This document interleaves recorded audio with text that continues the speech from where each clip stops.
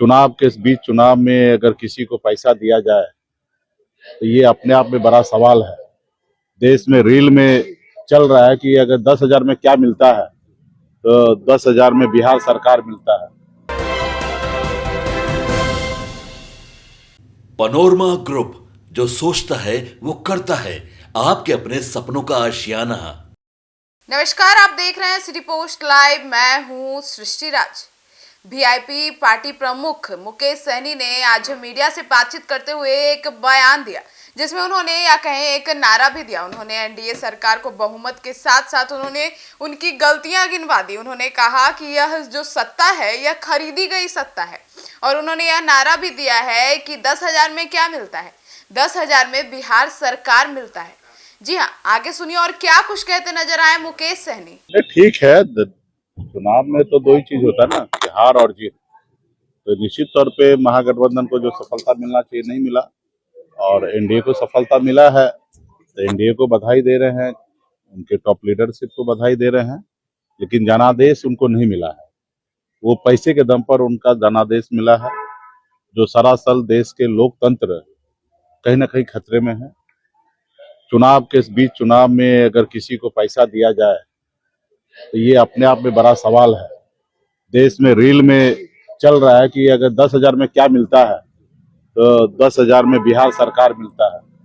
तो ये अपने आप में आश्चर्य वाली बात है कि देश में इस तरीके से चल रहा है। और पहले रात के अंधेरे में कुछ लोग जो पैसे वाले होते थे, दबंग होते थे, गरीब को पैसा देकर वोट खरीद लेते थे और सरकार बना लेते थे या विधायक मंत्री बन जाते थे।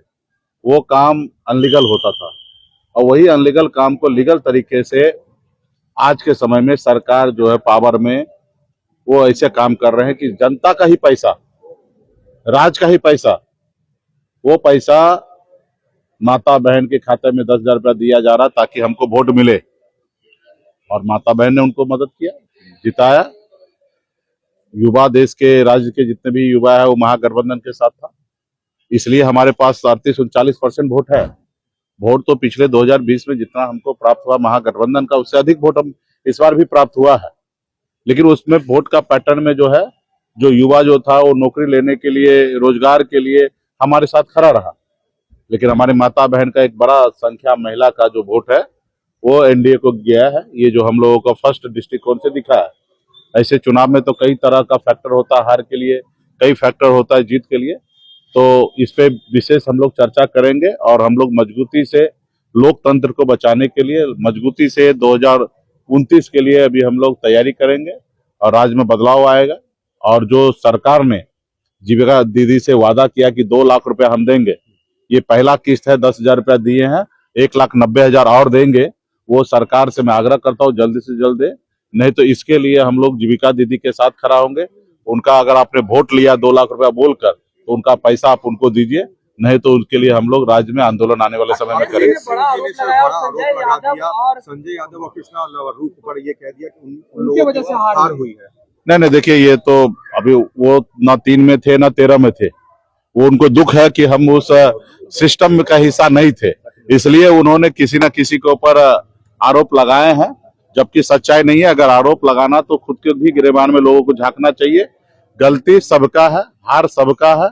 जीत होता तो सबका जीत होता, जनता का भी जीत होता। हार है तो सबका हार है। हार होने पर सर लालू परिवार में टूट हो गई है। रोहिणी आचार्य ने एक बड़ा आरोप लगा दिया कि चाणक्य जो संजय यादव है उनके कारण हार हुई और उनको चप्पल से पीटने के बाद। तो देखिए, ये पारिवारिक मामला है पूरा, इस पे हमको डिटेल में नहीं पता है।